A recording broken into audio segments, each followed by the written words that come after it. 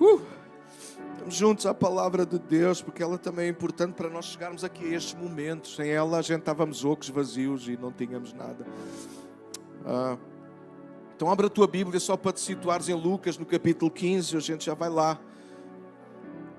A palavra que Deus me deu e estou a partilhar com a igreja é: voltar atrás não é assim tão mau.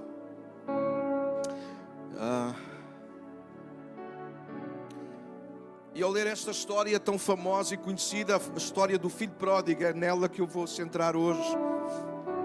Veio ao meu coração, saltou à minha vista, melhor assim, mais terra a terra. A expressão que está no verso 18. E a expressão que está no verso 18 é mais ou menos isto. Depois dele, no verso 17, cair em si, o filho pródigo, diz que ele tomou uma decisão. E a decisão é: vou retornar à casa do meu pai. Vou retornar à casa do meu pai. E esta frase ficou a fazer eco na minha cabeça enorme. Vocês já viram? Minha cabeça é grande, tudo faz eco lá dentro. E esta frase ficou a fazer tanto sentido na minha vida. E comecei a refletir sobre isto. Voltar atrás não é assim tão mau. Eu sei que nós estamos a ser bombardeados nos últimos tempos, sobretudo de uma forma mais forte ainda, de tantas formas e de tantos feitios, a andar para a frente com a vida. E é um facto, nós precisamos andar para a frente com a vida. O problema é se nós estamos diante de um precipício ou diante de algum buraco grande. Nós não podemos continuar com a nossa vida para a frente. Correto e afirmativo ou não? Se eu estiver diante de um precipício, eu vou aconselhar a um amigo meu, o Ricky, ele está diante de um precipício, mas porque a nossa linguagem tem que ser positiva, eu digo: Ricky, não pares, avança. Eu acho que alguém não ia gostar dessa. Há momentos da nossa vida que nós precisamos de voltar atrás. Houve convites de ouvir. Há momentos da nossa vida que nós precisamos de voltar atrás. Aliás, há muitos momentos na nossa vida que nós precisamos ter coragem de voltar atrás. Mais ainda, reformulo, são mais os momentos em que nós temos que voltar atrás. E até voltamos atrás às vezes com pouca consciência do que aqueles que nós achamos que devíamos fazer.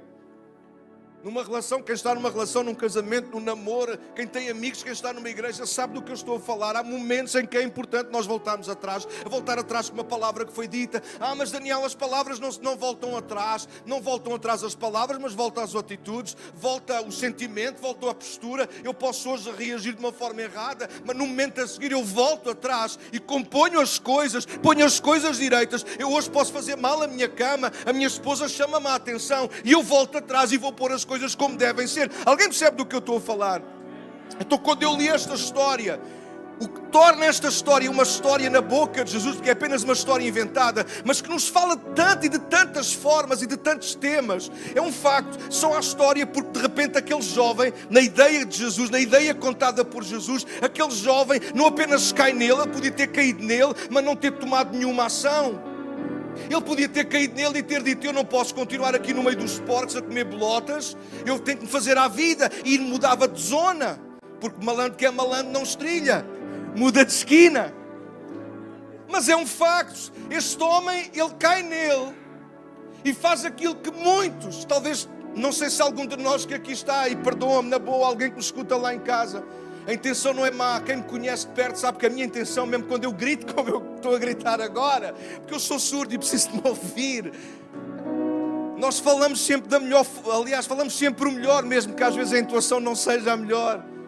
Este jovem na história, ele toma uma atitude que nós precisamos de tomar, talvez quase todos os dias. Se nós queremos avançar na vida, nós precisamos ter coragem de saber quando voltar atrás. Tu queres um casamento feliz? Aprenda a voltar atrás. Tu queres um relacionamento de amizades, de companheiros, de colegas mais eficaz, mais frutífero? Aprenda a voltar atrás. Tu queres uma igreja que cresce e que avança? Aprenda a voltar atrás com a tua vida, naquilo em que sabes que não estás correto, por exemplo. Estou a ler esta história e eu deparei-me com essa frase e achei-a tão interessante. Eu escrevi: por vezes, para avançarmos bem na vida, precisamos de coragem, não só às vezes de parar, mas tantas vezes de coragem para inverter a marcha. Eu repito, não é demais, se nós estivermos diante de um precipício, não importa a razão ou as razões que nos levaram à beira do precipício, há que ter coragem e humildade de voltar atrás. Quando eu estudo o Evangelho, eu não sou um teólogo e muito mau professor, mas gosto de ser pregador. A verdade é esta: seguir Jesus é claramente um convite e desafio a voltarmos atrás. O grande desafio do Evangelho é nós, é a humanidade, em Cristo, ter a possibilidade de parar a trajetória que leva, dar meia volta, 180 graus e começar de novo a viver. Nascer de novo é isso que significa, é voltar atrás. Eu não sei quantos aqui amam a palavra e quantos a conhecem. Mas quem conhece a Bíblia de uma forma muito genérica, até simples, sabe que é isso. A Bíblia é o livro que não prova Deus, mas nos mostra que Deus é real, que tem um plano, que nos ama, que fez e faz tudo para estar bem connosco. Como é que sabemos isso? Porque começa com Gênesis, com a criação de um jardim, onde Deus se interrelacionava com o ser humano, com o homem, certo? Certo ou não? Quando o homem falha, não é Deus que falha. Não é, por um lado sim, é verdade, foi Deus que expulsou Adão e Eva do jardim, mas na verdade, e sermos honestos, foi Adão e Eva que se propuseram a sair do jardim quando desobedeceram a Deus. Mas repara numa coisa muito rápida, para não perder aqui. A Bíblia acaba como ela começa. A Bíblia acaba como ela começa. Ela começa em Gênesis, com Deus e os seus filhos, a sua criação, e acaba em Apocalipse, com Deus e os seus filhos, comprados pelo sangue de Jesus.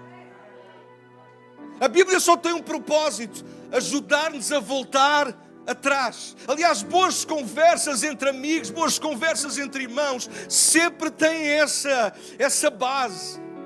Quando nós temos de ter uma conversa difícil com alguém, o que é que nós vamos fazer? Encorajar alguém a dar um passo atrás, na atitude, na expressão, nas palavras. É ou não é verdade? Nós vamos no trânsito e o macaco da nossa frente não fez pisca, travou de repente. E nós não somos maus. Como tinha um pastor amigo que já estão, aliás, 2 pastores amigos que já estão com Jesus, eles eram muito castiços mesmo. Eles tinham uma expressão que não era mau diabo. Não sei o que é um mau diabo, mas era o pastor José Neves e o pastor Caldeira. Ele tinham muito esta expressão por graça. Batia-me nas costas e dizia: tu não és mau diabo.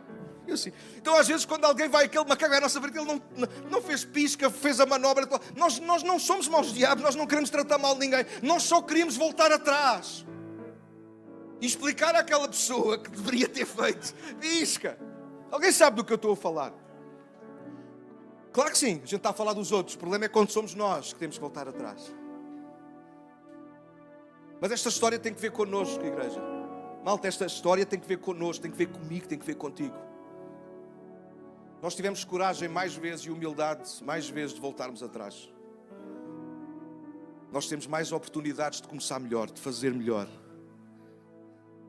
Se calhar alguns de vocês aqui sabem do que eu estou a falar. Já fizeste um prato, já fizeste uma costura, já fizeste alguma coisa feita com as tuas mãos que tu tiveste o desejo de voltar atrás e recomeçar de novo. Já, sim ou não? E quantas vezes tu te arrependeste de não voltar atrás e apresentaste alguma coisa que não era bem a tua cara? Se eu tivesse tido oportunidade, se eu tivesse mais produtos, se eu tivesse mais tempo, eu tinha começado tudo de novo. Quantas vezes na nossa vida emocional nós nos sentimos assim: quem me dera ter outra oportunidade. Hoje esta é uma chamada de atenção de Deus para nós. Que esta história não aconteceu na realidade. É uma história contada pelo próprio Deus, a nos ensinar a como viver uma vida inteligente, uma vida que agrada ao Senhor. De todo, nenhum destes filhos é apresentado como filhos perfeitos nem preferidos, pois não? Mas de todo, eles são apresentados como filhos amados e desejados. E de uma forma assim muito resumida, a história termina: tem 2 filhos, um mais novo e um mais velho. Diz-me a verdade, qual deles volta realmente atrás? Qual deles realmente entra na casa e no gozo do seu pai? Voltar atrás não é assim tão mau. Então o primeiro ponto para a nossa mensagem é este: voltar atrás é sinal de fraqueza. E nós vivemos num mundo em que nós temos que fingir que somos sempre fortes. É por isso que nesta igreja o pastor, que sou eu, mando nisto tudo. Segundo alguns, porque na verdade quem manda é a minha esposa. Lá em casa quem manda sou eu. Lá em casa quem fala mais alto sou eu. Sim, querida.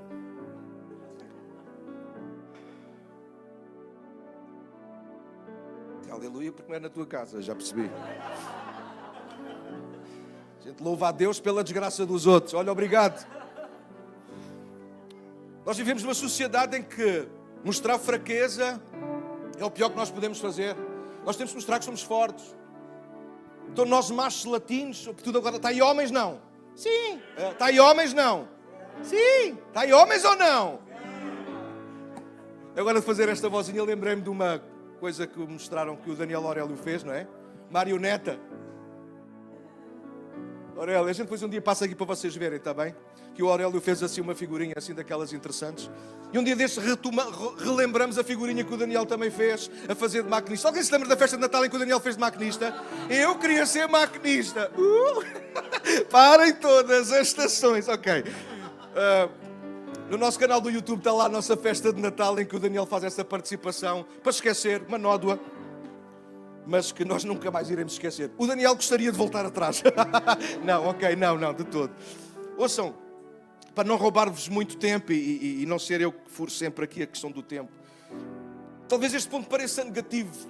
Voltar atrás de facto pode soar a fraqueza. Voltar atrás pode de facto parecer sinal de fraqueza.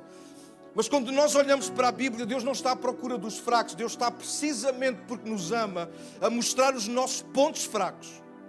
Não para nos culpar nem nos condenar, como já ouvimos aqui esta manhã, bem lembrado. Mas Deus de facto faz questão de salientar os nossos pontos fracos, porque é lá que Ele quer agir com a sua graça e com o seu favor. Quando nós voltamos atrás, é verdade, eu mostro a parte fraca. Quando eu vou e tenho que reconhecer que falei mal com a minha esposa, que falei mal com um irmão na fé, que resolvi mal um problema. Quando eu tenho que voltar atrás, de facto, eu estou a mostrar a fraqueza, eu estou a mostrar que, olha, afinal eu errei. Mas puxa, se esse é o caminho de nós melhorarmos na vida e ajudarmos alguém a melhorar na vida, e mais, se esse é o caminho de Deus ser honrado, então eu quero ser um fraco que nunca vou ser curado da minha fraqueza.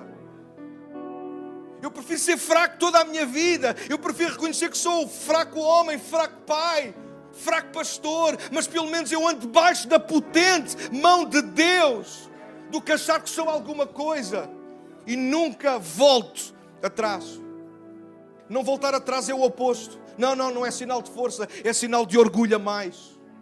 É sinal de alguém que é convencido demais. Tu também erras, amigo. E eu sei que sim, que as mulheres às vezes são chatas. Era a oportunidade dos homens. O que é, Paula? Não gostaste agora? Eu sei que os homens às vezes são teimosos. Nem as mulheres. Isto é mesmo solene, é a palavra do Senhor. Ouçam, mas ninguém é perfeito. É por isso que o caminho do Evangelho é um caminho que nos ensina a sermos corajosos e humildes para voltar atrás, volta atrás. Volta atrás. Volta atrás é sinal de fraqueza. Mas a Bíblia também diz que agora diga ao fraco. Se tu continuares na tua luta que achas que és forte, se tu estás na tua trajetória em direção ao precipício, tu não vais mudar, tu vais cair nele. E sabes aquilo que às vezes costumo dizer a algumas pessoas quando eu aconselho? É que o problema é que quando eu erro, não sou só eu que sofro. Quando eu erro, eu sofro e faço sofrer. Não voltar atrás não é só tu viveres uma vida de capa, de máscara, é fazer os outros sofrerem. Voltar atrás é parar de discutir quem tem razão. Voltar atrás é dizer, nós temos que continuar a caminhar juntos. E às vezes as pessoas por causa da razão desistem de caminhar juntos. A Bíblia fala sobre isso. Andarão dois juntos se não estiverem de acordo. Porque claro que Deus não vai obrigar ninguém. É por isso que o convite do Evangelho é: vamos voltar atrás. Até o próprio Deus, é tão interessante isso, eu não tenho tempo para expor tudo isso, mas até o próprio Deus, Ele volta atrás. Ele diz, através do profeta, vamos conversar sobre o que é que aconteceu. Vamos conversar sobre o que é que... Vamos redarguir um com o outro. Vamos discutir um com o outro as partes. Eu quero ouvir o teu lado. Ainda que Deus já conhece tudo a nosso respeito. Mas ainda assim Deus está disposto a dar um passo atrás. Só para não nos perder. E às vezes para nós não perdermos uma batalha, nós inchamos de orgulho e não voltamos atrás. Então volta atrás. Toma nota 2, voltar atrás é lutar contra a fome. Nesta história nós encontramos um homem novo, que enriqueceu às custas do pai de uma herança que recebe antecipadamente, mas que se tu acompanhas a história e conheces a história, sabes que vai chegar um momento em que vai haver fome na terra, diz Jesus, e aquele rapaz começa a padecer fome porque todos os amigos o abandonam quando ele perde a riqueza, e ele vê-se forçado a pedir trabalho, a cuidar de porcos. E é de propósito, é intencional, porque para os judeus, sobretudo para aqueles que eram religiosos, que se achavam mais puros, judeus não tinham porcos, não guardavam porcos, não comiam porcos, era um animal completamente proibido. Aquilo que Jesus está a mostrar é que aquele rapaz, ele caiu numa decadência tal, que vai ao ponto de ter que se humilhar. A fome é tão grande que ele tem que ir cuidar de porcos e comer daquilo que os porcos comem. Então eu fiz um apanhado muito rápido. A fome de pão ainda é o que mata mais gente no mundo. A fome de pão ainda é o que mata mais gente no mundo. Vou repetir só mais uma vez. A fome de pão foi, é e há de ser até ao fim dos tempos o que mata mais gente no mundo. Não são as guerras, não são os vírus, não são doenças, isto ou aquilo. O que ainda mata mais gente no mundo, se vocês forem ver isso, é só procurar, não agora, mas procurem no Google. O que mata mais gente no mundo ainda hoje, apesar de muitos ignorarem, fecha parênteses, é a fome. Agora a questão é porque é que há pessoas a morrer de fome? Sim, algumas nós conseguimos justificar e lamentamos e temos compaixão e até em alguns casos nós tentamos ajudar. Quando nós pensamos em crianças em África, etc., por exemplo, e não apenas crianças. Mas a verdade é que eles são convidados de ouvir. Há muita mais gente ou tanta gente no mundo a passar fome e não está em África, está na Europa, está na América, está em países muito envolvidos. Só quando nós começamos a estudar um bocadinho acerca disso, e eu não fiz esse trabalho, não estudei, apenas retirei algumas ideias. A verdade é que as pessoas hoje gastam muito do seu dinheiro naquilo que não é pão. E acrescenta mais uma coisa, e quando eu estou a falar de dinheiro, acrescenta aí também recursos, energia, tempo. As pessoas gastam-se demasiado naquilo que não é pão. O que é que eu quero dizer com pão aqui? Não é apenas o que nós pomos na boca e que faz esta coisa ganhar forma. Pão é tudo aquilo que nós queremos meter para dentro da nossa vida, trazemos para dentro da nossa casa, mas que de facto faz sentido, alimenta relacionamentos, alimenta corpo. Pão é isso, pão é aquilo que é necessário. Mas a verdade é que temos de ser muito honestos. Talvez tu que me ouves não, e perdoa-me lá isso, mas ouve pelo menos a mensagem até ao fim. Mas há muita gente hoje, ou a esmagadora maioria das pessoas hoje, mesmo dentro das igrejas, gastam demasiado naquilo que não é pão. Gastam demasiada energia naquilo que não vai satisfazer nem a eles, nem à família, nem coisa nenhuma. Gastam dinheiro naquilo que não precisavam. A gente tem um telemóvel bom e é apenas um exemplo, mas porque sai um novo, eles já vão pensar como é que vão investir no próximo.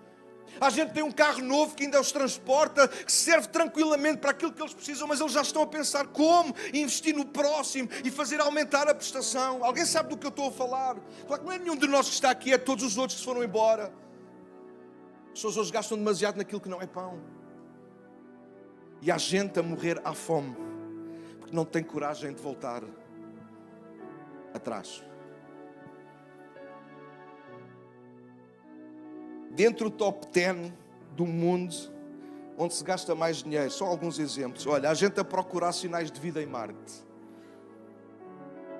Não estou a ridicularizar, cada um tem o gosto que tem, mas é um gosto muito caro, na minha opinião. Viagens à Lua. Já é possível marcar uma viagem à Lua. Pela módica quantia de, sensivelmente, creio, se não tiver muito errado, acho que à volta de entre 100 a 150 mil euros. E já há as viagens compradas. Procurem, pesquisem, vocês vão encontrar isso. Armas cada vez mais avançadas.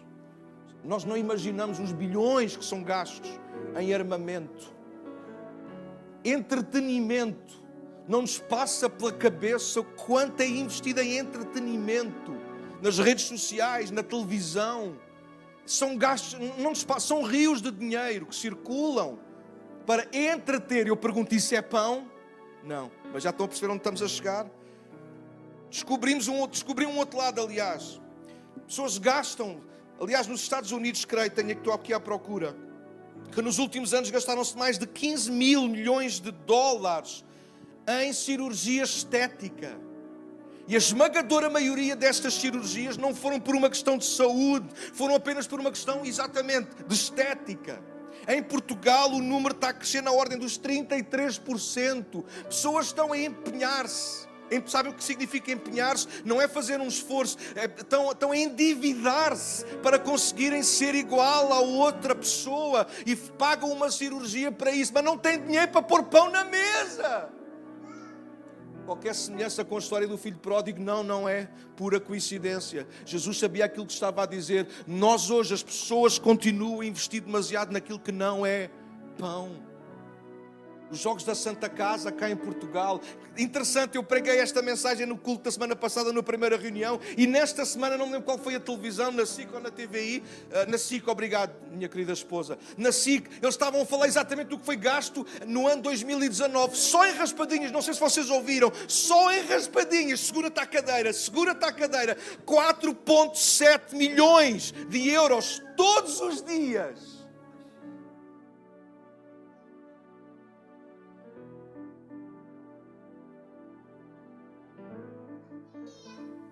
Uau! Andamos ou não andamos a gastar o nosso tempo, os nossos recursos, as nossas forças, o nosso dinheiro naquilo que não é pão? Claro que a gente está aqui, uau, é verdade, esses bandidos todos, mas não somos nós, provavelmente. Mas e nós não gastamos também as nossas coisas, o nosso tempo, às vezes naquilo que não é pão? Às vezes discutimos e entravamos uns com os outros por coisas que sinceramente não valem a ponta de um chavo. Às vezes não adoramos a Deus por uma razão que não tem significado nenhum, mas nós estamos tão agarrados. Nós gastamos demasiado o nosso tempo, energia, recursos, dinheiro. Às vezes nós temos uma moeda para dar na oferta porque gastamos a nota.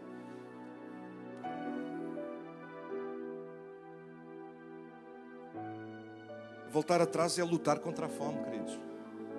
Às vezes é preciso voltar atrás e dizer, este homem que passou fome, ele disse, ele não se lembrou do irmão, ou de como quando ele era irmão lá na casa do pai, ele lembrou-se de como os empregados eram tratados pelo pai, não lhes faltava nada. Mas das duas uma, ou ele morria à fome ao pé dos porcos, ou ele tinha que voltar atrás para voltar a ser alimentado na casa do pai. E é com isso que eu quero terminar. Voltar atrás é o caminho que nos traz de volta à casa do Pai. Jesus é o caminho que não nos empurra para a frente. Jesus é o caminho que nos faz voltar atrás, para voltarmos à casa do Pai. As nossas direções, por mais brilhantes, entusiasmantes que elas sejam, nem sempre nos estão a levar à casa do Pai. E casa do Pai não é apenas a igreja ou este edifício. Casa do Pai é o nosso relacionamento com o Pai. Um relacionamento saudável. E nós precisamos voltar atrás, ter coragem, ter a humildade, duas palavras que eu já repeti várias vezes hoje de propósito. Precisamos ter coragem e a humildade para nós voltarmos atrás. Eu não tenho mais tempo, perdoem-me lá, desculpem de todo o coração, mas eu tenho que fazer isto. Um dia deste eu vou falar especificamente sobre isso, sobre arrependimento. Mas nós precisamos de voltar não apenas a falar, mas a viver arrependimento de uma forma muito honesta. Não se choquem com o que eu vou dizer, por favor. Ouçam-me até ao fim. Nós temos que parar de pedir desculpa.